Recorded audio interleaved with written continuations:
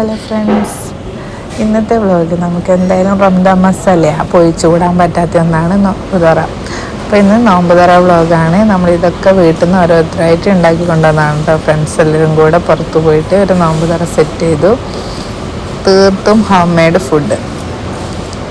അപ്പോൾ ഇങ്ങനെയൊക്കെയായിരുന്നു. ഈ ഫുഡ് കഴിക്കുമ്പോൾ ഇങ്ങനെ കുരുത്തക്കേട് കളിച്ചുകൊണ്ട് നിൽക്കുന്ന ഒരു ചെക്കനാണ് കേട്ടോ. ഇത് ഫുൾ ടൈം അടങ്ങിയിരുന്ന് ഫുഡ് കഴിക്കുക എന്ന് പറയുന്നത് വളരെ റെയറായിട്ടുള്ളൊരു കാര്യമാണ്.